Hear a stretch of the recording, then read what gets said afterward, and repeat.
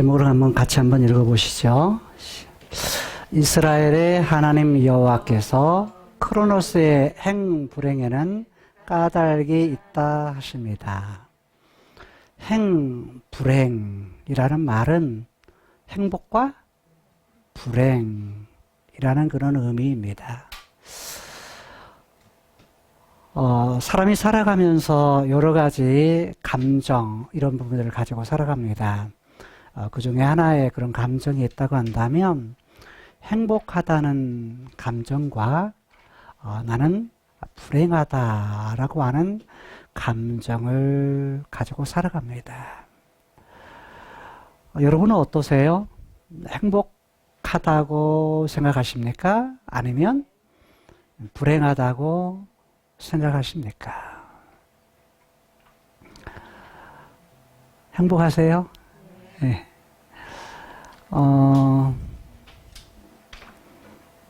오늘 본문 안에는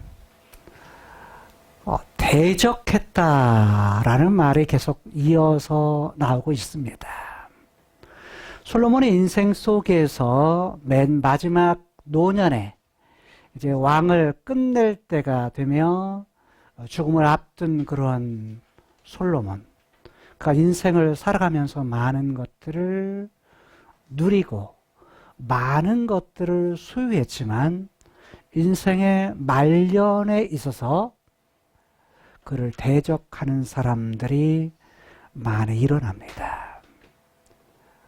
한때 지혜가 명쾌했을 때는 누가 건드는 사람이 없었어요.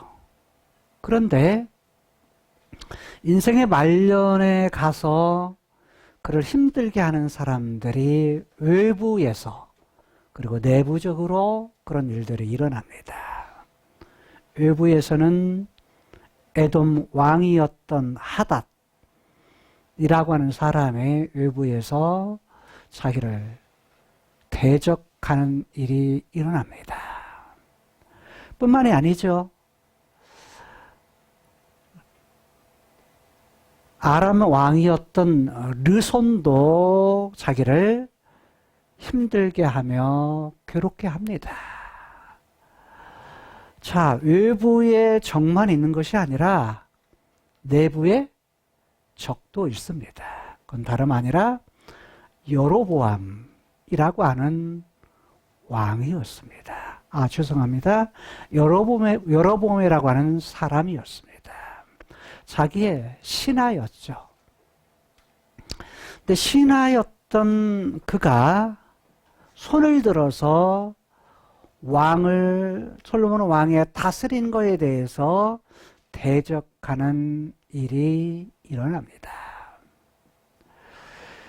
크로노스의 세상에서 살다가 보면 삶에 대한 그런 감정도 있는가 하면 그것이 일어날 때 그런 과정들도 있습니다.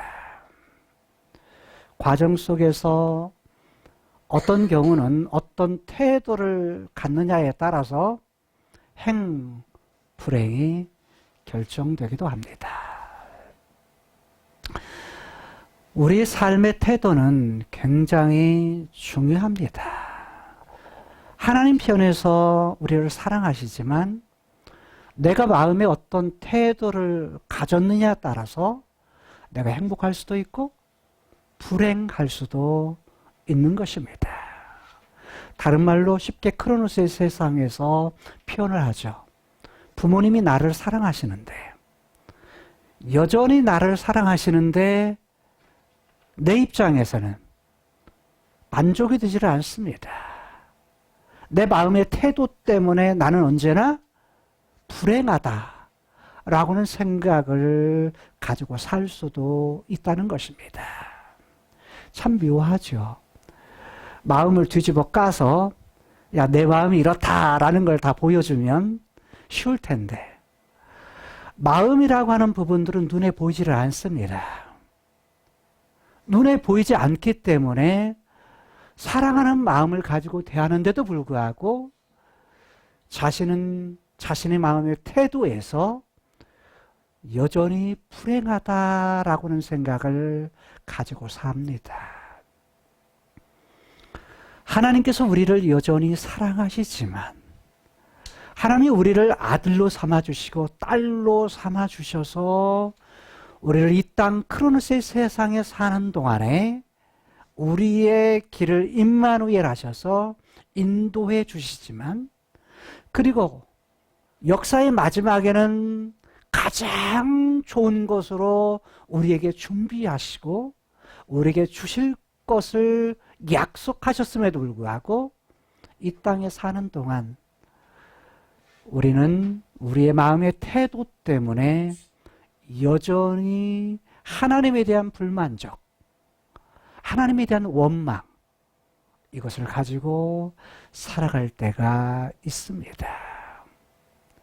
인생의 행불행은 까닭이 있습니다. 다른 말로 말하면 이유가 있다는 것입니다. 부부 사이에도, 결혼한 사람이 부부 사이에도 남편과 아내 사이에 서로 사랑해요. 사랑하는데도 불구하고 어떻게 하느냐?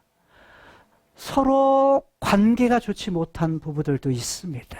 이유는 여러 가지가 있겠지만 대개 창세기 3장 이후의 문제 때문일 수 있습니다.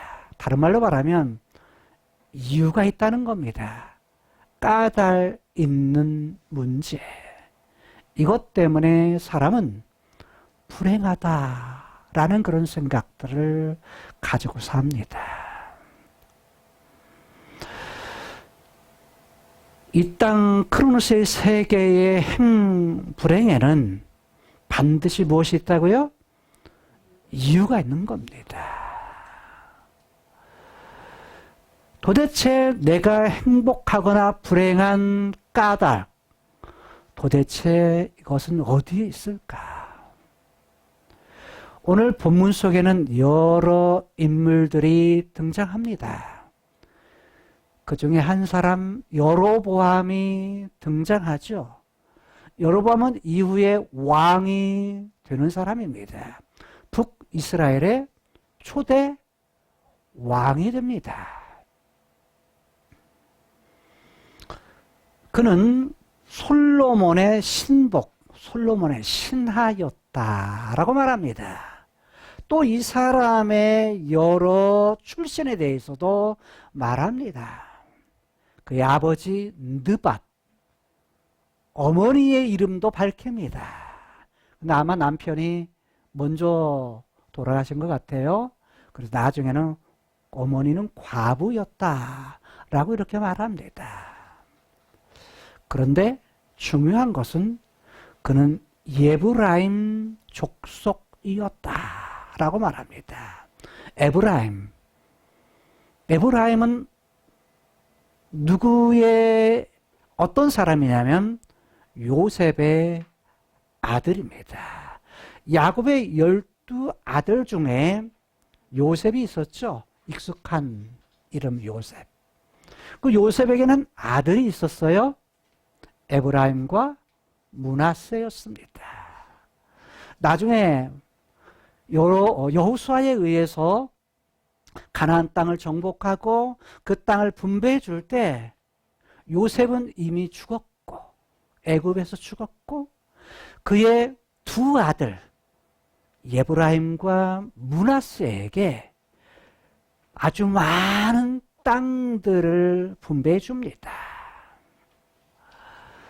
유다 지파의 위로 베냐민 지파 외에 에브라임 지파의 땅, 다른 말로 말하면 가나안 땅의 가장 중요한 요지, 가장 중요한 허리 지역을 땅으로 분배받습니다. 누가요? 에브라임 지파가. 그리고 므낫세 지파는 그 위에 있는 지역, 그리고 요단 동편에 있는 지역까지 땅을 분배받습니다. 애굽에서 나왔을 때에 각 지파 중에 많은 수가 있었던 것이 바로 에브라임 지파하고 므낫세 지파였습니다. 수도 많아요. 가지고 온 나와서 가지고 있는 재산 목록도 많습니다. 뿐만 아니라 소유도 많을 뿐만 아니라 이들이 가나안 땅을 정복했을 때 숫자가 많았기 때문에 군사들이 많죠. 한 일들도 많았습니다. 그래서 땅도 넓은 땅을 갖다가 분배받습니다. 여러분 여호수아를 잘 알죠? 여호수아가 어떤 지파 출신이냐? 바로 에브라임 지파 출신입니다. 에브라임 지파 출신이었던 여호수아가 바로 뭐냐면 이스라엘의 가나안 땅을 정복하는 지도자가 됩니다. 그러니까 에브라임 지파에게 있어서는 지금 한 나라의 총 지도자가 누구예요? 자기 지파 사람이에요. 그러니까 그들이 가졌던 생각들은 뭐 하겠어요? 자긍심도 있는 것입니다. 야, 우리 지도자가 여호수아야 라고 하면서 여호수아 때에 그리고 나중에 사사시대에 가장 종교의 중심지가 되는 것은 실로, 에브라임 지역의 실로라는 지역이었습니다. 실로라는 지역을 가장 종교의 중심, 하늘 섬기는 가장 중심 지역으로 삼았기 때문에 이들에게 있어서는 야, 우리 지파가 지금 우리나라의 가장 핵심적인 그러한 족속이야, 부족이야. 이렇게 얼마든지 생각을 가질 수 있는 사람들이었습니다. 그런데 누가요? 여로보암이 바로 그 지파 사람이었다라는 것을 강조합니다. 근데 문제가 발생해요. 누가 왕이 됐죠? 다윗이 왕이 되었고 솔로몬이 왕이 됐습니다. 어느 지파 사람이죠? 어느 지파 사람이에요? 유다 지파 사람입니다. 유다 지파 사람이기 때문에 에브라임 지파에서 힘이 어디로 간 거예요? 유다 지파로 이동한 겁니다. 뿐만 아니에요. 종교의 중심지도 어디에서요? 실로라는 지역에서 어디로 바뀌어집니까? 예루살렘이라는 지역으로 바뀌어집니다.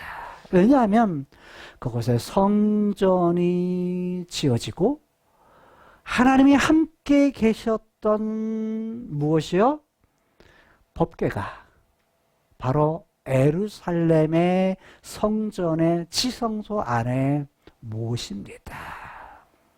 힘과 종교의 중심지가 이동한 겁니다. 이때에 여로보암은 등장시키면서 여로보암이 뭘 했다? 그의 손을 들어 한 손을 들어서 솔로몬 왕을 대적했다라고 말합니다. 여러분 잘 보세요.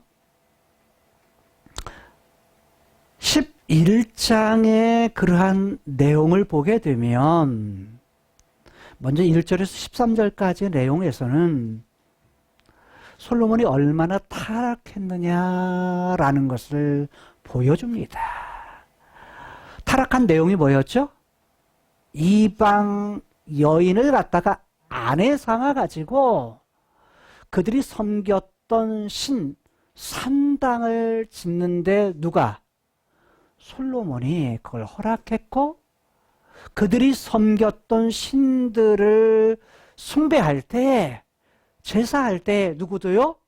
솔로몬도 그 일에 함께 가담했다는 것입니다. 뿐만이 아니라 그들이 섬겼던 신들, 이런 신들을 섬기는 산당, 그들이 섬겼던 신을 섬기는 집을 갖다가 지어줬다는 겁니다. 그의 지혜가 명쾌했을 때는 백성들을 향한 재판도 잘할 뿐만 아니라 하나님이 계실 집을 그가 건축을 합니다. 그리고 일천 번제를 하나님 앞에 드렸습니다.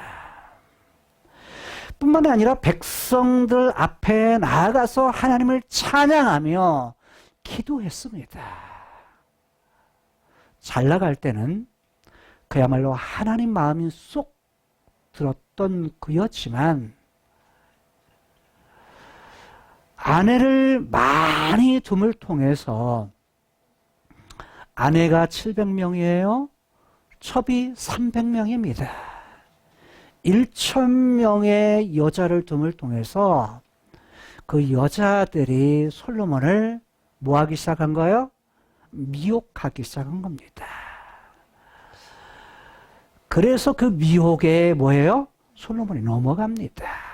결국 그래서 그가 우상을 섬기는 걸 허용하게 되고 그를 섬기는 산당을 만들어주고 그들이 섬겼던 신들에게 함께 하나님을 버리고 그들을 숭배하며 그들에게 제사했던 것을 볼 수가 있습니다.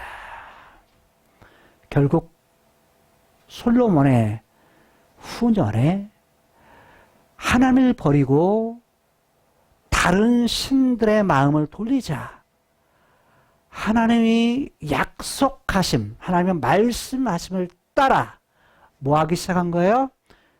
네가 내 말을 깨뜨렸으니, 나와 언약을 깨뜨렸으니 하나님 편에서 뭐 하시겠다? 박살내 버리시겠다 라고 하는 말씀을 하신 것입니다. 말씀하신 대로 반드시 뭐 하시는 하나님? 이루시는 하나님. 오늘 31절에 보면 개역 성경에는 이렇게 번역을 했습니다. 이스라엘의 하나님 여호와의 말씀이 라고 번역을 했습니다. 말씀을 명사로 번역하고 소유격으로 번역을 했습니다. 뭐뭐의 말씀.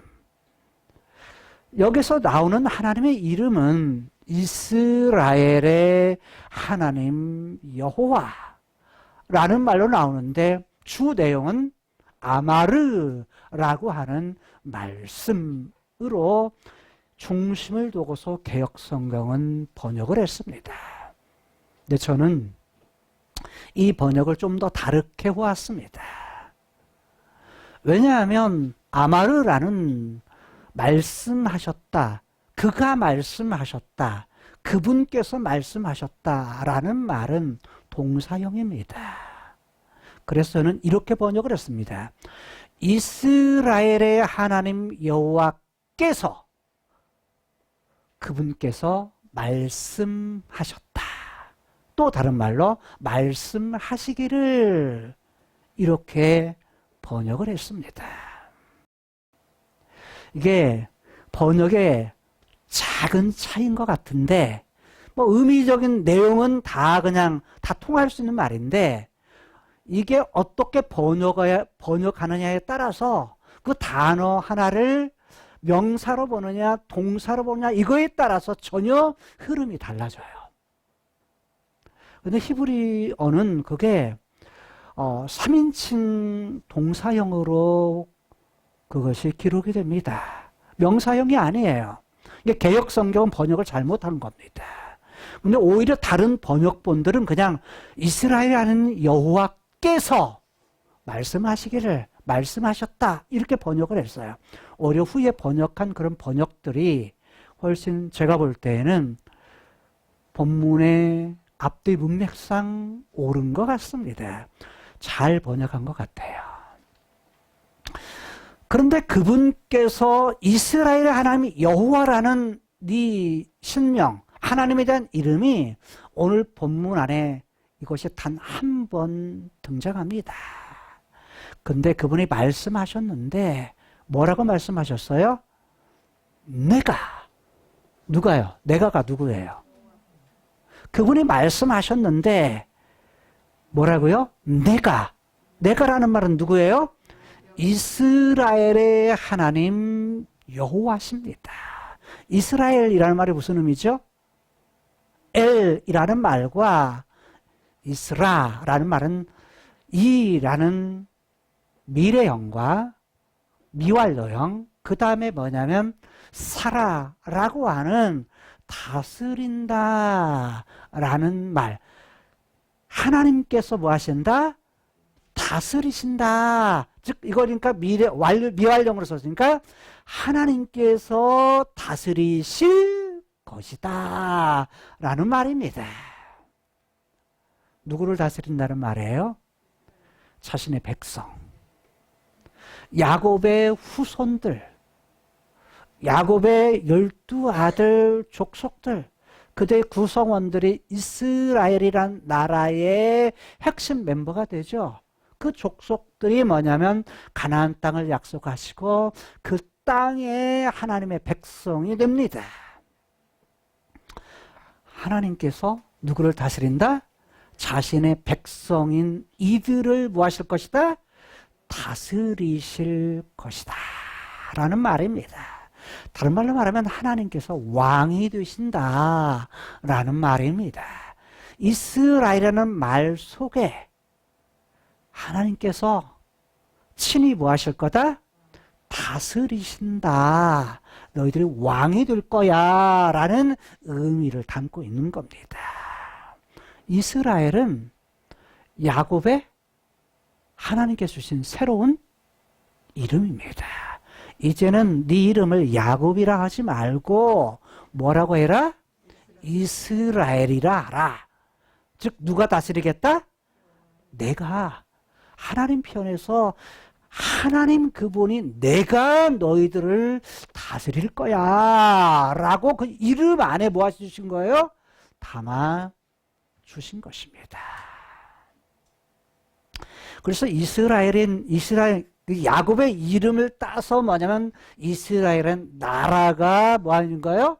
세워진 것입니다. 근데 그 이스라엘의 그 하나님 다스리는데 누가요? 누가? 힘센 자 중에 가장 힘이 세신 엘로힘, 그 하나님께서 다스리시겠다. 근데 그 하나님의 이름이 뭐예요? 야훼. 과거에도 함께 하셨고 지금도 함께 하고 계시고 장차 함께 하실 그분의 이름. 그런데 그 이름을 언제 주셨다고요? 모세에게. 애굽에서 이들을 끄집어내기 전에 이들이 이 모세에게 나타나셔서 내 이름을 무엇으로? 야훼, 여호와로 알려주시면서 나는 스스로 있는 자다. 나는 자존자다. 나는 나이다. 라는 이름을 밝히셨습니다. 하나님이 친히 자신의 이름을 밝히셨을 때 그때 모세의 열조였던 아브라함, 이삭, 야곱을 거론하십니다. 아브라함, 이삭, 야곱에게 뭘 주신 거죠? 약속을 주셨는데 뭐 하시겠다? 아브라함의 씨, 이삭의 씨, 야곱의 씨를 통해서 하나님의 계획, 하나님의 뜻을 이루시겠다. 크로스의 눈에 보이는 세상에서 카이로스의 세계에 계신 하나님께서 자신의 뜻을 갖다가 이루시겠다. 과거 아브라함과 이삭과 야곱에게 함께 하시고 약속하셨던 하나님이 모세 너에게 나타나서 나는 지금도 과거에도 나였지만 지금도 나야 라고 하는 걸 말씀하시면서 약속하신 대로 이루시기까지 뭐 하시겠다? 그분은 그들과 함께 하실 것을 약속하신 것입니다. 그의 이름이 여호와라는 신명입니다. 신의 이름이라는 것입니다. 가나안 땅으로서 모든 것이 다 끝나버렸다면 그 이후에 사사기에서부터 쭉 말라기까지 기록될 이유가 없죠. 그런데 그 이후에 계속 그것이 기록된 이유는 하나님께서 크로노스의 세상에서 자신의 뜻을 갖다가 펼쳐갈 그 일이 계속됨을 의도하셨다는 것입니다. 이 땅에 있는 가나안 땅의 끝이 아니라 그것은 하나의 모형이요 그림자요. 이제 실제인 진짜가 있다고 하는 것을 보여주신 것입니다. 그래서 이후에는 다윗이라는 인물을 통해서 다윗에게 약속을 주셔서 다윗에게 약속했던 씨와 다윗에게 영원한 나라를 세울 것을 약속하셨어요. 그런데 그 약속을 이루기 위해서 그의 한 아들을 약속해요. 그 아들 누구? 솔로몬을 통해서 뭐 하시겠다? 하나님 자신의 뜻을 갖다가 계속 펼쳐가시겠다 라는 것을 계획을 밝히신 것입니다. 여러분, 큰 그림은 아브라함과 다윗을 통해서 뭐 하시겠다? 약속했던 그 씨인 메시아 후손 예수 그리스도를 통해서 그걸 일을 성취하시겠다, 이루시겠다고 하는 하나님의 계획을 밝히신 것입니다. 즉 아브라함의 씨로 오시는 메시아 되신 예수 그리스도, 다윗의 씨가 되시는 메시아 되신 예수 그리스도, 그분이 오셔서 진짜인 그 씨, 카이로스에 계시는 그분이 크로노스의 세계인 이 땅에 오셔서 하나님의 뜻을 갖다가 이 땅에 실제로 이루시겠다라는 그러한 뜻을 아브라함 언약과 다윗 언약을 통해서 밝히신 것입니다. 근데 이게 끝이 아니죠. 또 실제로 이 땅에 왔지만 예수님은 자신의 나라는 이 땅에 있는 거 아니다, 여기에 있는 거 아니다 라고 말씀하시면서 자신의 나라는 다윗에게 약속했던 영원한 나라는 언제? 자신이 하늘로 올라갔다가 다시 오게 되면 그때에 뭐 하시겠다? 완성을 하시겠다고 하는 큰 뜻을 갖다가 그분은 말씀하신 것입니다. 여러분, 완성의 때는 미래에 담겨 있기 때문에 다른 말로 말하면 다윗에게 약속됐던 영원한 나라가 예수님이 오셔서 성취했던 이후에도 오늘 우리들에게 완성의 때가 남았기 때문에 우리에게도 이스라엘의 하나님, 그분이 왕이 되셔서 다스리시는데 그분은 능력이 크신 하나님으로서 자신의 뜻하신 바를 반드시 이룰 만한 능력이 있으신 분. 과거 아브라함 때에도, 이삭 때에도, 야곱 때에도, 모세 때에도, 여호수아의 때에도 함께했던 하나님, 다윗 때에도 함께했던 하나님, 그분께서 예수 그리스도를 통해서 이루시고 오늘 이 시대에 죄와 죽음 아래에 있던 우리들을 죄의 문제와 죽음의 문제를 해결해 주기 위해서 십자가의 죽으심을 통해서 죄와 죽음의 문제 대신 죄의 완전한 죄에 대한 자유와 그리고 죽음 대신 영원한 생명을 주셔서 장차 그분이 다시 오셔서 영원한 나라에 가장 좋은 것으로 우리에게 준비해 놓으신 그것을 이루실 때까지 하나님은 나는 나야. 내가 과거의 너희 조상들과 함께 했지만 지금도 함께 하고 있어. 지금 함께 하는 건 어떻게 함께 해요? 우리 속에 성령 하나님이 들어오셔서 우리와 영원토록 함께 하겠다 약속해요. 근데 우리는 우리의 삶 속에 마치 하나님이 없는 것 같이 삶을 살아요.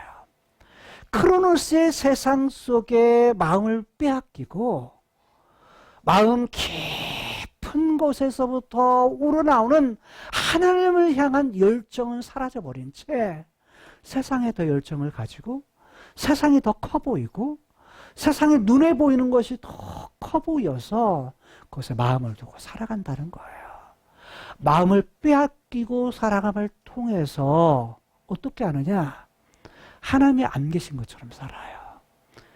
주일 올 때만 하나님이 계신 것 같아. 예배 드릴 때만 하나님이 계신 것 같아. 아니, 내 삶에서 하나님께서 그냥 가만히 내버려 두니까 어떻게 해요? 하나님이 안 계신 것 같아. 그렇게 착각하면서 살아간다는 거예요. 하나님이 계세요. 하나님은 살아계세요. 그냥 여러분들이 그냥 내버려둔 그대로 있다는 자체는 하나님이 기다리시는 거예요. 여러분 로마서를 보면 하나님께서 죄 아래에 있는 인간을 갖다가 심판하시는 방법이 뭔 줄 아세요? 죄를 지어도 내어 버려두사. 내버려 두시는 거예요. 냅둬! 너 갈 대로 가라. 갈 때까지 가라. 냅두신 것이 하나님의 심판의 방법이에요. 그건 뭐냐면 하나님의 크신 사랑은 그 가운데서 뭐 하기를 원하시는 거예요? 돌아오시기를 원하시는 거예요. 돌이키시길 원하신 것이 하나님의 사랑이에요. 근데 세상의 마음을 빼앗기면 계속 살면 뭐예요? 그게 심판이에요. 하나님의 형벌 안에 그냥 냅두는 거예요. 불쌍한 거야. 그런데 그분의 영이 우리 안에 있다는 것은 뭐예요? 희망이 있는 거예요. 약속이 이미 누구 거예요? 나의 거야. 내 것이라면 내 것답게 살아가야 돼요. 하나님의 말씀에 대한 하나님의 언약에 대한 그 마음의 나의 태도, 이것에 의해서 이 땅에 살아가는 동안요, 내가 행복할 수 있고 불행할 수도 있는 거예요. 지금 현실 크로스의 세상에서 불행은 반드시 이유가 있는 거예요. 우리의 형편과 처지와 나의 상황, 왜 나는 이러나요? 왜 나의 상황은 이렇나요? 여러분, 방글라데시를 가게 되면요, 거기는 먹을 것이 없어요. 지금 있는 숙소, 6층짜리 건물은요, 우리로 말하면 천국이에요, 천국. 이들에게서는 천국입니다. 그 안에 들어간 고아원이지만 이들의 삶에 있는 나라 전체로 보면요, 천국입니다. 여러분이 유튜브에 보면 방글라데시 다큐를 한번 보세요. 그 MBC에선가 그 다큐를 찍은 내용이 있는데요. 먹을 것이 없어요. 그러니까 이들이 하는 일은 뭐냐면 배를 20년, 30년 사용하면 맨 나중에 들어가서 배를 처리하는 일을 해요. 그럼 다 뭘로 하냐? 맨손으로 해요. 근데 아이들도 먹을 것이 없으니까 일을 하고 싶어 해. 근데 소년들은 일을 안 시켜줘. 근데도 와서 일을 시켜. 왜? 먹기 위해서요. 그 그거 안 하면 못 살아. 그런데 방글라데시의 이 사람들은요, 시커먼 그 30년 동안 사용했던 배를 갖다가 마지막 배에 어떤 거예요? 공동묘지야. 처리하는 공동묘지가 방글라데시의 배를 처리하는 거야. 그래서 이들은 그게 나오는 철, 분해해가지고 그 철을 팔아서 돈이 되기는 거예요. 그래서 그 일은 다른 사람이 하는데 실제 일은 어른들이나 어린아이들이 해요. 근데 거기서 죽는 사람들이 수십 명, 수백 명이 나와요. 근데 우리 같이 신발 신는 것도 아니에요. 다 맨손으로 해요. 뭐 때문에요?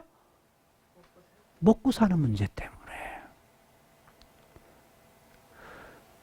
그런데 그게 뭐냐면 삶을 살아가면서 다른 방법이 없어요. 그래도 거기서는 일을 하면 돈이 되니까. 돈도 많지도 않아요.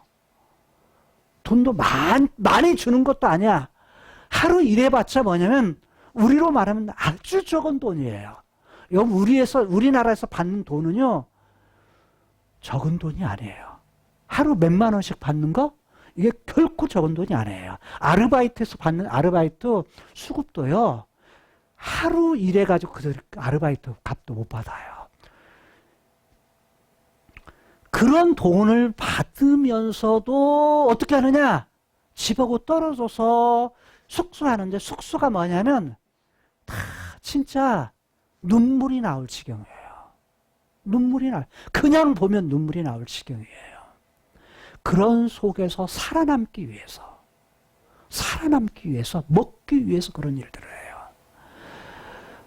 방글라데시의 다카의 6층 건물은 한국의 성도들의 헌금, 이걸 통해 땅을 사줬고 건물을 짓고 1층에서 4층까지 건물은 한국에서 헌금해서, 여러분 돈이 많아서 헌금한 것들이 아니라 다 개척교회 목사님들이 헌금해서, 그러면 한 층 할 때마다 그게 지금 한국에서 해가지고 한 분 목사님이 그 기도하신 분이 있죠. 그분이 선교를 만들어서 헌금한 것이 3억 내지 4억 돼요. 3억, 4억. 그러니까 누구도 나이가 많아도 할 수 있는 일이 있는 거예요. 어린아이들 같죠? 여러분과 같이 고등학생이에요. 고등학생 2사람 갔어요. 부모님이 헌금했는데 못 가니까 부모님 대신에 간 거예요. 부모님 대신에. 근데 그걸 보고 나중에 피드백하면서 한국의 학생들은 뭐냐면 감사한 줄을 몰라요. 감사의 반대가 뭐라고 해서요? 그냥 내게 있는 걸 당연하게 여기는 거다. 이렇게 말해요. 예전에는 못 먹고 살았다. 그러니까 그러면 요즘 아이들은 뭐라고 하면 저래요. 라면 끓여 먹고 살지요. 이래요. 라면 끓여 먹으면 되잖아요. 죄송합니다. 예전에 한국 전쟁 이후, 6.25 전쟁 이후에 한국은 먹을 것이 없어서요. 먹을 것이 없어서 소나무 줄기를 먹고 살았고, 그때는 라면이 없었어요. 아마 우리 권사님 세대에는 그 어려움의 시기를 다 겪으며 사는 사람들이에요. 그러니까 먹을 것이 없으니까 봄에 나오는 풀들을 해가지고, 쌀이 없었어요. 보리도 많지 않았어요. 그렇게 해가지고 그 풀떼죽을 끓여서 먹던 것이 다반사였던, 미국으로부터 밀가루를 갖다가 받아가지고 밀가루로 뭘 끓여 먹냐면 국을 끓여 먹었어요. 그런 국을 갖다가, 그것도 많지 않으니까 그걸 또 아끼면서 그냥 그걸 갖다가 물을 많이 잡고 그렇게 했던 시기가 있었어요. 근데 현실은 먹는 것이 남아 돌아가요. 근데 그걸 감사한지 몰라요. 다른 말로 말하면 당연하게 여긴다는 거예요.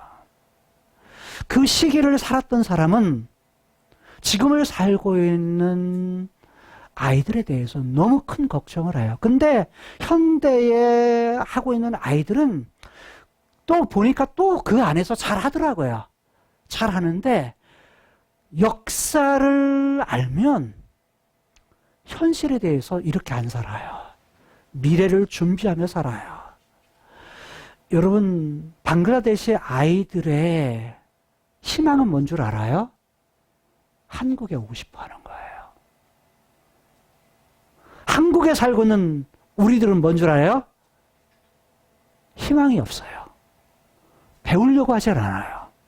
그 아이들은 뭐 하는 줄 알아요? 한국에 오기 위해서 한국말을 배워요. 한국에 오기 위해서 성경을 배워요. 학교인데 여기 있는 책상은요, 우리가 지금 하고 있는 앉아있는 의자는 의자에도 과학이 숨어 있어요. 근데 그들은 과학이 아니에요. 그들의 책상은 베니야판으로 싸서 만든 거예요. 기숙사에서 공부하는 것도 마찬가지고 그들의 가지고 있는 침대도 베니야판으로, 철로 베니야판으로 만들어. 그래서 살아요. 그 속에서 살고 있는 의자는요, 베니야판으로 짠 의자예요.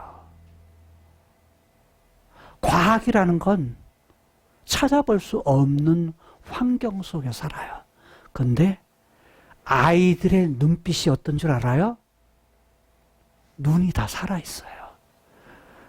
아이들의 눈이 살아있는 눈이에요.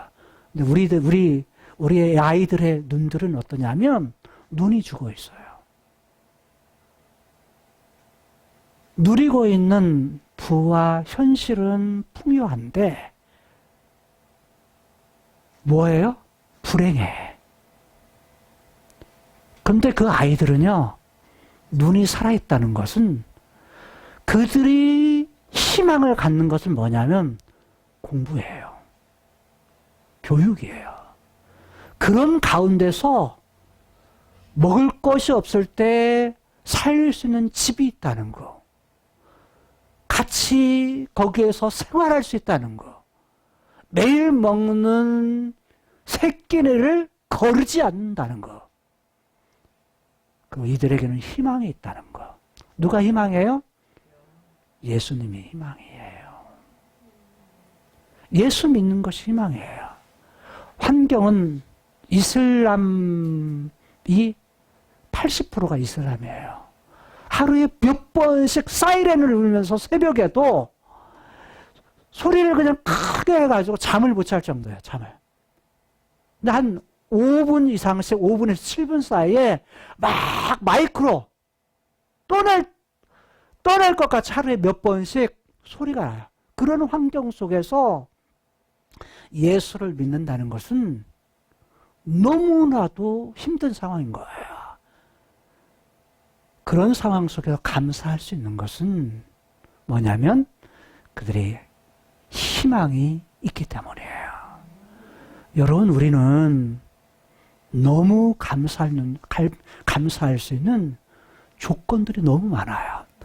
그래서 사실은 우리들이 선교를 하다 보면 저는 선교지에 가서 오히려 제가 은혜를 받으면서 와요. 주기 위해서 가지만 주는 것보다 사실은 받는 것이 훨씬 더 커요. 그리고 세계를 다니면서 보면 한국같이 살기 좋은 나라가 드물어요. 많은 곳을 보지만 정말 우리나라는 살기 좋은 나라예요. 감사할 수 있는 조건들이 너무 많아요. 사실사철이 있죠. 그런 나라는 세계에도 그리 많지 않아요. 같은 위도에 있는 나라 빼고는 모든 나라가 다 여름만 있든지 아니면 겨울만 있든지 아니면 비 올 때 오고 더울 때 하고 이 두 계절만 밖에는 없는 나라. 이런 나라들에서 열악한 환경 속에 살고 있어요. 그런데 그 속에서 가지고 있는 감정이 행복하냐? 불행하냐? 여러분들이 우리는 집을 갖다가 아파트 살고 주택 살고 이러잖아요. 필리핀을 가면 집이 어쩐 줄 아세요? 교회가 나무로 세워가지고 지붕은 나무 이파리로 덮어놓은 것이 그게 집이에요. 그런 데서 살아요. 도시로 가면 물론 우리와 똑같이 이렇게 집을 지어요. 그러나 시골로 가게 되면 그런 집을 살아요. 우리가 이 크로노스의 세계에 살면서 우리가 사는 환경에 대해서 크로노스에 내가 누리고 있는 것에 대해서 당연하다고 생각하지 아니하고 하나님의 은혜네요. 그리고 부모님이 현재 계시고서 함께 산다는 거, 형제가 있다는 거, 그리고 친구들이 있다는 거, 내가 배움의 기회가 있다는 거, 내가 할 수 있는 일이 있다는 거, 친구가 있다는 거, 여러 가지가 다 뭐 할 수 있어요? 감사의 조건이 될 수 있어요. 다른 말로 말하면 행복의 까닭이 될 수가 있다. 이유가 될 수 있다는 거예요. 여러분, 오늘 본문 안에 나타나고 있는 여로보암은 그의 인생 속에서 그가 손을 들었다라는 말은 이런 말이에요. 나 당신 왕의 다스림에 대해서 손을 들었다는 얘기는 나 할 말 있어요 라는 말하고 똑같아요. 오늘 현대의 교육은 다른 말은 권위를 갖다가 무너지는 교육을 해요. 누구나 다 평등하다. 권위가 사라진 시대를 살아가요. 학생들은 선생님을 생각할 때 눈에 보이지 않으면요, 걔는 그래요. 걔는 지가 뭔데? 라고 말을 해요. 권위가 땅바닥에 세워지면 그런 사람은 결코 공부를 잘할 수가 없어요. 선생님을 무시하는 사람은 결코 공부를 잘할 수 없어요. 제가 공부하는 방법을 연구하면서 가진 것 중에 공부를 잘하려면 나를 가르치는 선생님에 대해서 존경할 수 있어야 된다. 여러분이 말씀에 대해서 여러분들이 내 것이 되게 하려면 말하신 하나님에 대해서 존중해야, 귀하게 여겨야, 그분을 존귀하게 여길 때 하나님의 말씀이 지킬 수 있어요. 말씀을 전하는 목회자나 가르치는 선생님에 대해서 존귀하게 여겨야, 그걸 뭐하게 여겨요? 귀하게 여기는 거예요. 부모님이 소중하게 존귀하게 여겨져야 뭐 할 수 있어요? 부모님의 말씀에 순종할 수 있는 거예요. 부모님 말씀 가볍게 여기고 부모님 무시하면 결코 말 안 들어요. 부모님이나 나나 다 똑같은 인간인데, 똑같은 사람인데, 네, 사람으로 볼 때는 똑같죠. 그러나 하나님께 주신 것은 권위를 주셨다는 거예요. 그 권위를 인정할 때 그 복이 누구 것이 되는 거예요? 내 것이 되는 거예요. 인정하지 않으면 내 것이 안 돼요. 그러면 내 삶도 어떻게 해요? 풍부하지가 않아요. 영적인 원리는 아주 단순해요. 그런데 단순한 것을 내 것으로 삼으면 그것이 뭐냐면 행복하지만 그러지 않을 때는 불행하게 된다라는 거예요. 여러분, 여로보암은 아히야를 만납니다. 아히야는 선지자, 예언자예요. 어디 사람이라고 그러죠? 실로 사람이다. 실로가 어디에 있다고 그랬죠? 예브라임 지역의 종교의 중심지라고 그랬어요. 그러니까 아히야는 어디 사람이에요? 에브라임 사람이에요. 그럼 누구하고 똑같아요? 누구하고 똑같아? 여로보암하고 같은 지역 사람이에요. 같은 지역 사람. 같은 지역을 살고 있었던 여로보암과 아히야는 같은 출신의 사람이에요. 근데 아히야는 누구의 선지자죠? 하나님의 선지자예요. 하나님의 선지자였던 아히야가 여로보암을 만나가지고 뭘 하느냐면 여로보암에게 하나님의 계획을 전달을 해요. 전달을 했는데 전달하기 위해서 뭐하죠? 가장 먼저는 만났다고 말합니다. 여로보암과 아히야가 만나요. 다른 말로 말하면 여로보암이 솔로몬에 대해서 솔로몬의 다스린 것에 대해서 대적한 이유, 손을 든 이유, 그 까닭에 대해서 말하면서 그 이유가 뭐냐? 가장 먼저는 만납니다. 물론 만나기 이전에 어떤 일이 있었냐면 솔로몬이 건축을 합니다. 어떤 건축을 하죠? 다윗성과 성전 사이, 자기의 궁전 사이에 높은 곳에서 낮은 곳에 골짜기 사이가 뭐냐면 밀로라는 곳이에요. 밀로라는 곳에 바로 왔다 갔다 잘 하기 쉽게 만들기 위해서 밀로라는 곳을 건축합니다. 골짜기를 메꾸는 것이에요. 골짜기를 메꾸는 계단을 만드는 것이 돌로서 그거를 쌍을 쌓고 그 다음에 위에 즉 다윗성에서 어디로 성전과 궁전이 있는 곳으로 올라가는 그걸 만드는 수축을 합니다. 다윗 때에도 했었어요. 근데 솔로몬 때 그것을 다시 리모델링을 해요. 더 대대적으로 하죠.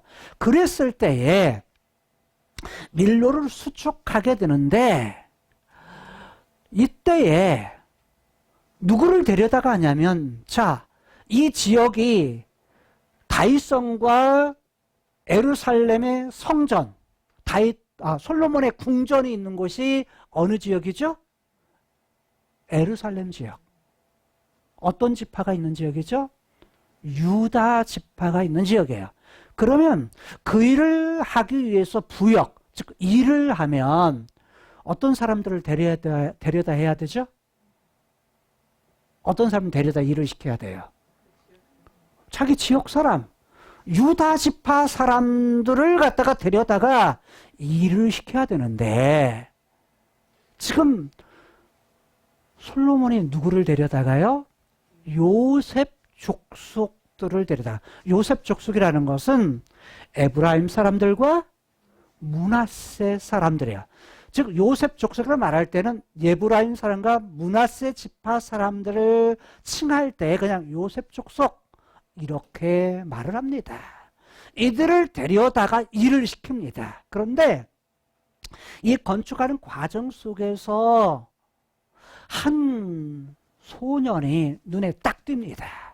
그게 누구냐면 솔로몬의 눈에 딱 드는데 그 눈에 띄는데 그게 누구냐면 여로보암이라고 하는 청년이었습니다. 여로보암에 와서 에브라임 사람이었던 여로보암이 일을 하면서 부지런히 그 다음에 힘이 있는 용사다라고 말하면서 큰 용사다라고 말하면서 힘센 사람이다라고 말하면서 부지런하게 일하는 이 사람이 왕이었던 솔로몬의 눈에 딱 띕니다. 그래서 누구? 요셉 족속의 일을 하는 역사, 그 일에 대해서 뭐하러 삼아요? 감독자로 삼습니다. 왕의 눈에 띄어가지고 여로보암이 그 위에 지도자로 세운 겁니다. 솔로몬이 이렇게 세웠는데 지금 그래서 여로보암은 솔로몬의 신하가 되어서 지금 밀로의 그 성을 갖다가 뭐냐면 성전과 다윗성 사이에 그것을 일하는 그 일에 지금 감독이 된 것입니다. 이걸로 끝나는 것이 아니라 아이야로 만났을 때에 예루살렘 성전에 나와가지고 내려가는 중에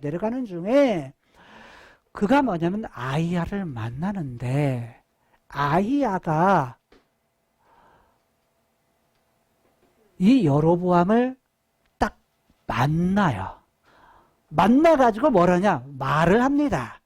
말을 전하는데 그 말이 뭐냐면 하나님의 약속을 갖다가 전합니다. 하나님의 뜻을 전해요. 그러면서 그가 말하기를 그가 가지고 있는 옷, 새 옷, 그 새 옷, 이 옷은 어떤 옷이냐면 우리와 같은 옷이 아니에요.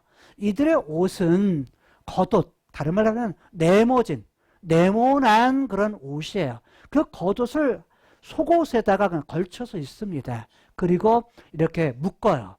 이게 이제 그들의 겉옷이었는데 이것을 12로 찢습니다. 새 옷을 12조각으로 찢어요. 겉옷을 이렇게 아이야가 찢어가지고 이렇게 여로보암에게 말을 해요. 야, 여호와께서 이스라엘 하나님 여호와께서 말씀하셨는데 이스라엘 하나님 여호와 그분이 내가 솔로몬의 손에서 뭐해서 찢어 뭐하겠다? 그것에 빼앗아서 뭐하겠다? 10지파를 네게 줄 것이다. 네게 누구에게요? 여로보암에게 줄 것이다. 예언 중에서는 말로 하는 예언, 언어적 예언이 있고 또 하나는 이 아이야 같이 뭘로 해요? 행위로 하는 예언이 있어요. 행위 예언자로서 유명한 사람이 에스겔이라는 선지자예요. 에스겔은 어떻게 하느냐? 아무 말고 광장에 갔다가 뭐냐면 오른쪽으로 눕고 그 다음에 왼쪽으로 눕고 이 일을 반복해요. 이런 그런 행동적인 그 행위 예언을 통해서 말은 한마디도 안 해. 에스겔 같은 경우. 그래서 그 행동을 통해서 하나님의 뜻을 전해요. 그런데 이 아이야도 자기가 입고 있던 옷을 갖다가 조각내서 그 조각을 갖다가 자, 하나님께서 이렇게 말씀하셨다라고 하면서 말을 전해요. 그러면서 32절에서 어떻게 말하냐면 너는 뭐 해라?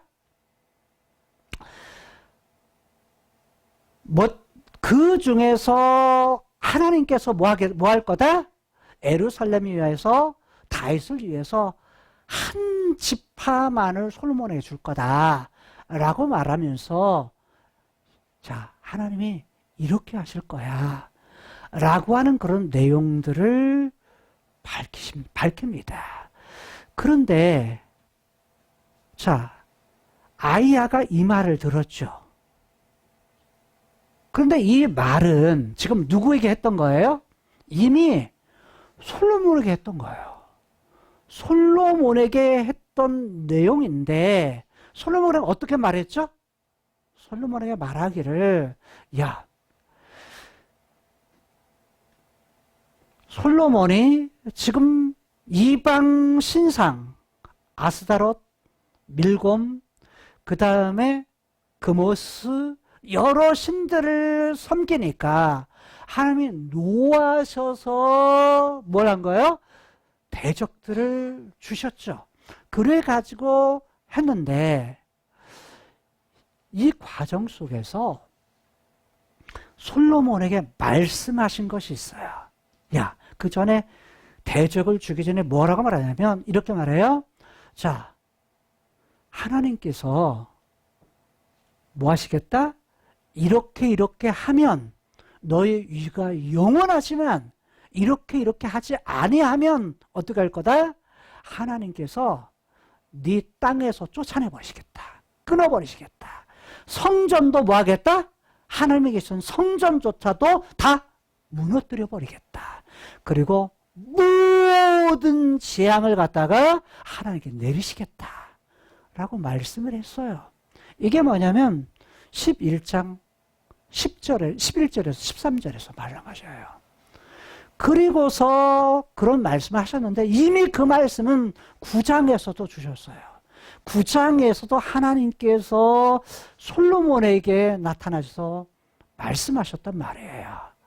말씀하셨을 때에도 똑같은 다윗에게 주셨던 약속을 솔로몬에게 더 구체적으로 말씀하시면서 약속을 더 갱신시켜 주셨단 말이에요. 그런데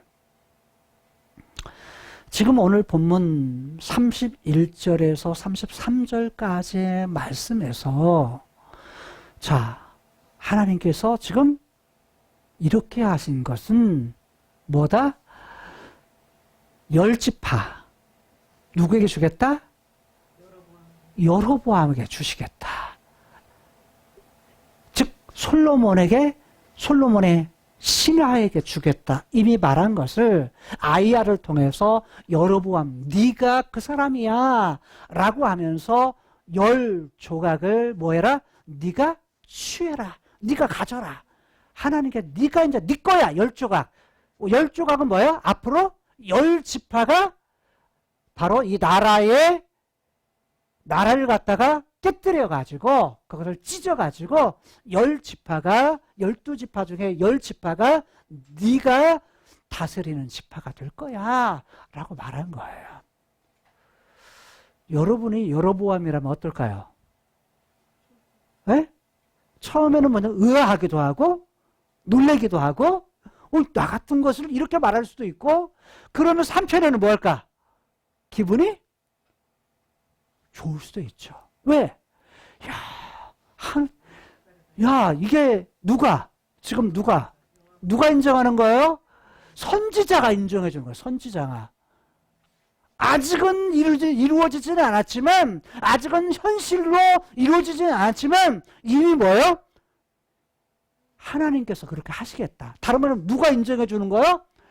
여호와께서 그렇게 하시겠다고 하는 자신의 뜻을 밝히신 거예요. 그러니까 또 여로보암의 입장에서는 이거 내가 왕이 된다.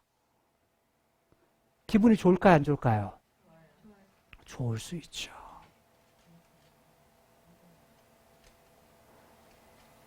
그야말로 인생에 행복할 수 있는 조건이에요. 인생에 행복할 수 있는 조건.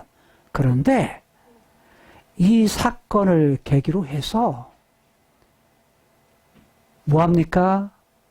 만나서 말을 듣고 자기가 왕이 된다고 하는 그 일을 듣고 행복한데 문제는 하나님의 말씀은 솔로몬의 때가 아니라 어느 때 하겠다고 그랬어요? 솔로몬 네 아들 때에 빼앗아서 주는 것은 어느 때 하겠다고요? 솔로몬의 아들 때에 주리라라고 하나님의 계획, 의도는 이거였는데 여로보암은 어느 때? 솔로몬이 살아있을 때. 지금 누구 마음대로? 자기 생각대로? 자기 마음대로? 왕의 권력에 대해서 손을 들어서 뭐 한 거예요? 자기가 왕이 될 사람이 해다 하면서 사람을 모으는 일, 사람의 마음을 10지파의 마음을 얻는 일을 뭐 한 거예요? 솔로몬이 살아있는 동안에 한 거예요. 그러자 나중에 솔로몬이 이것을 알고 여로보암을 잡으려고 와요. 근데 여로보암이 먼저 눈치채고 어디로 도망가요? 예굽으로 도망갑니다. 그래서 예굽에서 시삭 왕이 거두어져요. 그래서 고향에서 살지 못하고 나그네 신세, 도망자의 신세가 됩니다. 이 땅 크로노스의 세계에서의 삶은 그 배후에 하나님의 계획이 있음에도 불구하고 하나님의 크신 뜻, 큰 뜻은 있지만 또한 하나님의 크신 뜻을 이루겠다고는 구체적인 과정에 대해서 누구 마음대로? 자기 마음대로 그 일을 할 때에는 어떻게 해요? 여로보암은 불행한 길을 선택하게 되는 겁니다. 결국 그는 도망자의 그런 신세가 되고 말아요. 여러분, 솔로몬을 봐요. 솔로몬은 하나님의 크신 은혜를 받으며 살았던 그였음에도 불구하고 지금 많은 대적의 손에서 어려움을 당하는 이유가 뭐예요? 하닷과 르손과 여로보암에게 대적을 받는 그런 이유가 뭡니까? 그 까닭이 뭡니까? 까닭은 이렇게 말합니다. 33절에 말씀하기를 이렇게 말하고 있어요. 이는 저희가 뭘 버렸다? 나를 버렸다. 나를 버렸다는 건 나가 누구예요? 이스라엘의 하나님 여호와예요. 나를 버렸다. 여러분 보세요. 지금 솔로몬의 제사를 안 드렸다는 거예요? 아니요. 제물도 드렸어요. 하나님께 제사로 드렸어요. 근데 하나님 편에서 나를 버렸다 라고 말씀하세요. 이 버렸다는 이야기가 이게 이런 뜻입니다. 마음 깊은 곳으로부터 떠난 상태. 다른 말로 하면 한눈 판 상태. 이 상태가 버리고 라는 히브리어의 어원의 의미입니다. 우리가 마음이요 없으면 하나님 편에서는 뭐예요? 나 버렸다라고 하나님이 보신다는 거예요. 하나님께서는 뭐 하기를 원하세요? 하나님만 바라보며 살기를 원하세요. 하나님만 의뢰하고 하나님께 맡기고 살기를 원하세요. 우리가 어떤 일을 하든지 어떤 환경에 있든지 하나님과의 만남이 잘 되면 사람이 행복한 거예요. 인생의 행복의 가장 중요한 건 뭐냐면요, 하나님과의 만남이에요. 왜냐하면 우리의 인생이 만들어진 자체가요, 영의 카이로스의 세계, 하나님으로부터 그 우리 육체로 만들어진 그 코에 뭘 불어넣어서요? 호흡, 생기를 불어넣었기 때문에요. 카이로스의 세계에서 그 호흡이 왔기 때문에, 생명이 왔기 때문에 하나님과의 관계를 잘하면 뭐 하는 거예요? 행복한 거예요. 인생의 행복의 선택은 다른 곳에 있는 것이 아니에요. 1차적인 우선순위를 어디에 두는 것? 하나님께 두는 것. 크로노스의 것에 마음을 빼앗기면, 여러분, 크로노스의 것이 필요 없다 이 얘기가 아니에요. 이 땅에 사는 동안에는 다 필요해요. 왜? 몸도 살아갈 때 먹는 것도 필요하고, 소유하는 것도 필요하고, 잘 집도 필요하고, 사람과의 관계도 필요하고, 일도 필요하고, 공부도 필요하고, 다 필요해요. 그런데 어떤 일을 하든지 모든 일의 우선순위는 어디에 둬라? 하나님과의 만남. 그게 뭡니까? GTS예요. 경건의 시간이에요. 묵상의 시간. 늘 하나님과의 관계를 가장 먼저 생각하는 거예요. 여러분, 저희 교회는 성경 읽으라라는 말을 별로 안 해요. 성경 읽으라고 말하나요? 별로 안 해요. 근데 성경을 아주 많이 읽어요. 제가 하는 방식은 이거예요. 신앙생활 해도 뭐뭐 해라, 뭐뭐 하라 이런 식으로 하지 않아요. 왜? 이건 어릴 때 하는 얘기예요. 어린아이일 때는 그렇게. 근데 장성한 사람에게는 가장 좋은 거예요. 스스로 알아서 해요. 그 다음에 보는 거. 시돈 사람. 여기 시돈 사람의 여신 아스다롯, 모압의 신 그모스, 암몬의 신 밀곰을 뭐 했다? 숭배하며. 숭배했다는 얘기가 절하며 라는 말이에요. 절했다는 말인 경배하며, 예배하며 라는 말이에요.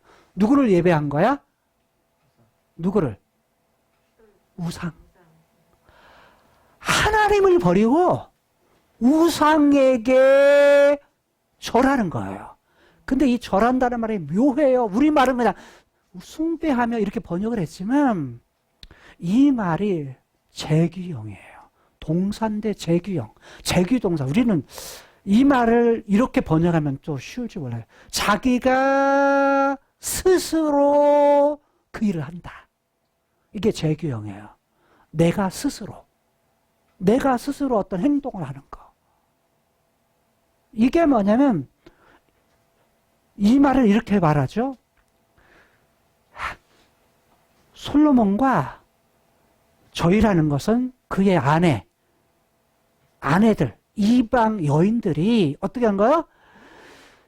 하나님을 버리고 아스타롯, 밀곰, 그모스, 하나님 대신에 다른 신들을 섬기는데 신들에게 절하는데 스스로 마음에 우러나와서 열심히 뭐했다?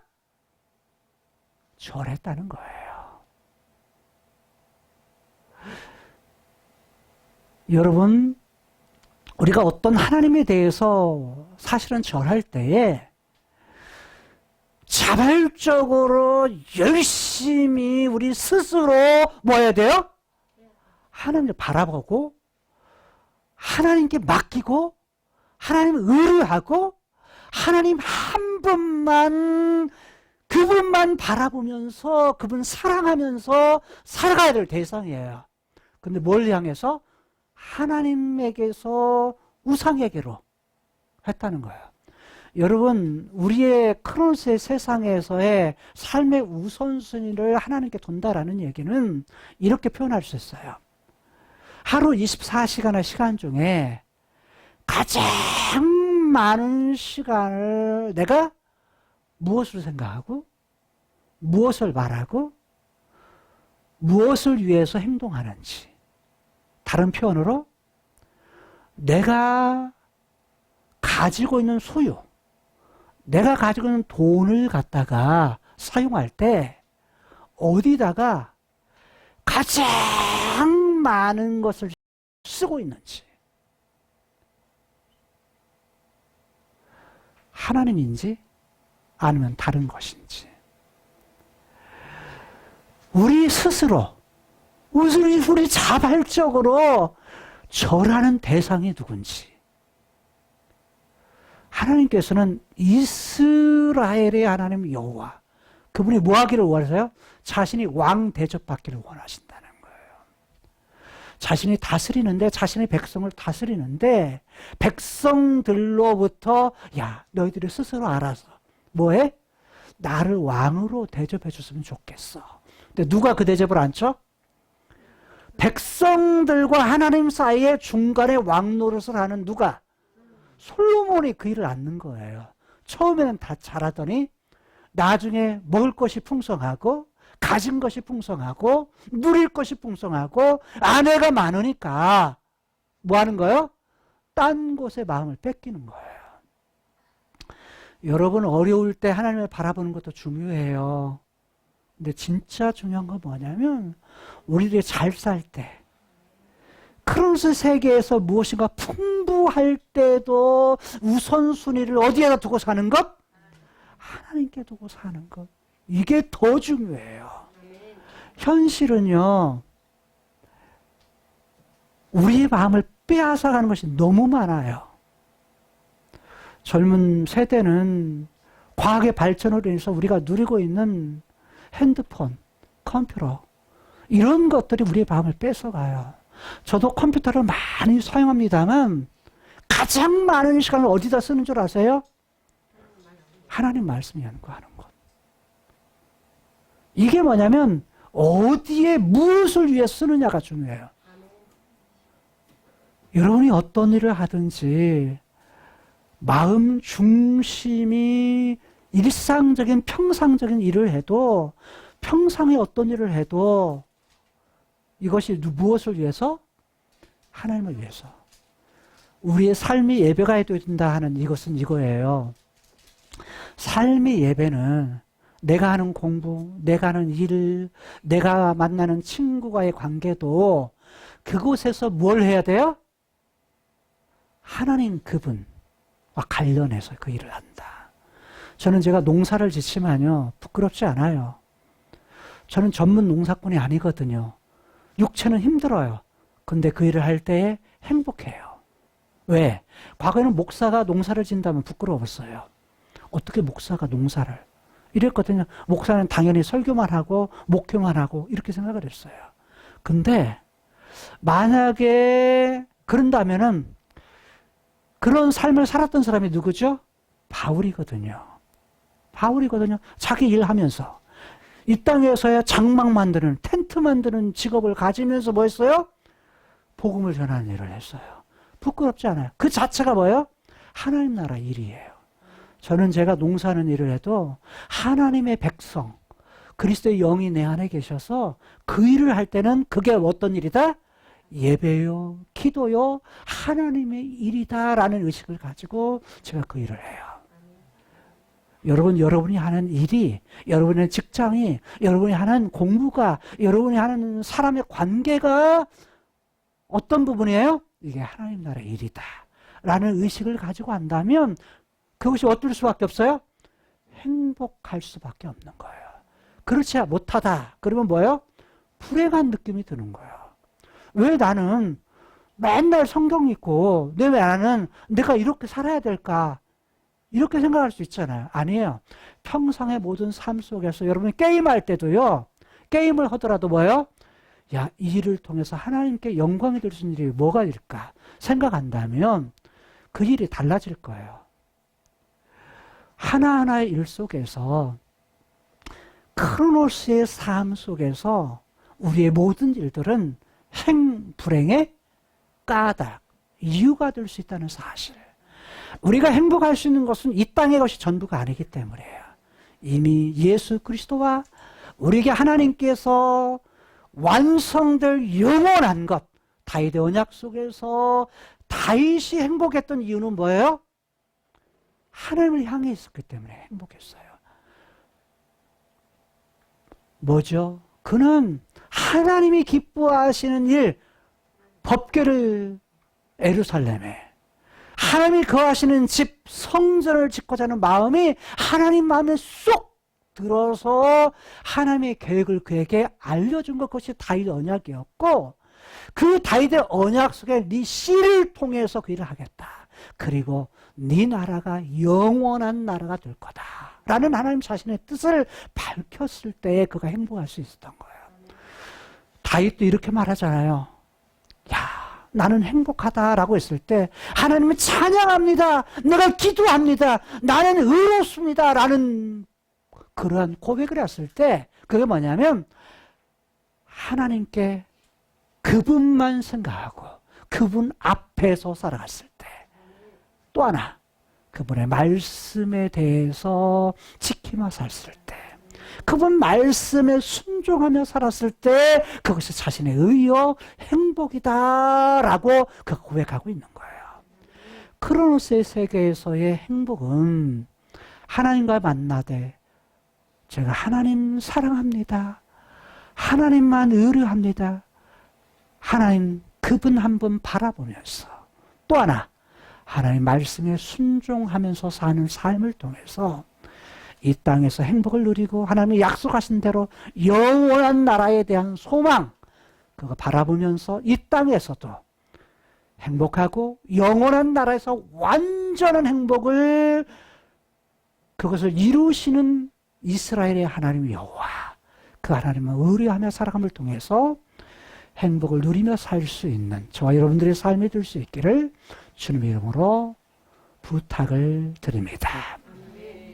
그리고 이 말씀을 듣는 모든 성도들 될 수 있기를 주님의 이름으로 축원합니다. 기도하시겠습니다.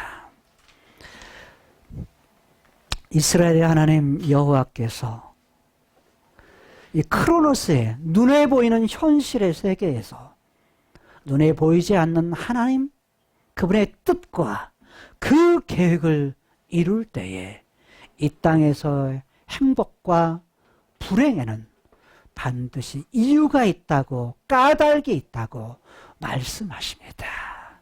하나님, 이 땅에서 여로보암과 솔로몬의 삶 속에서 행복과 불행이 겹치는 그런 삶은 행복했을 때에는 하나님의 약속을 알았을 때 하나님을 의뢰하고 그것을 하나님과 백성들 사이에 하나님 왕이신 것을 드러내는 삶을 살았을 때 행복했지만, 하나님을 인정하는 삶을 살았을 때는 행복했지만, 이 땅에 자신의 생각과 자신의 마음대로 살았던, 하나님의 약속에 는 자신의 마음대로 하나님이 정의해 주신 그러한 권위에 대해서 손을 들어 대적했을 때 뿐만 아니라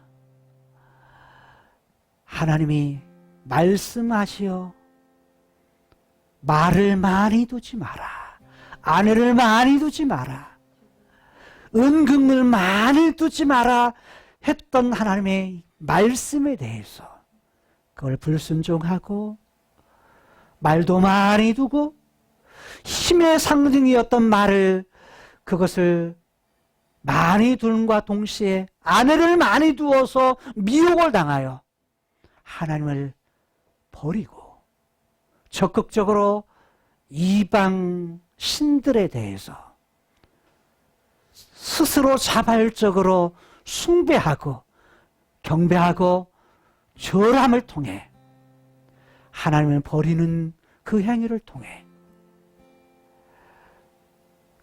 솔로몬의 인생 속에서 하나님께서 하닷을 일으키고 르손을 일으키고 여로보암을 일으키는 배후에서 하나님의 약속을 박살냈을 때, 깨뜨렸을 때 하나님께서 그러한 솔로몬의 삶을 박살내시는 하나님의 크신 뜻을 우리들이 알았습니다.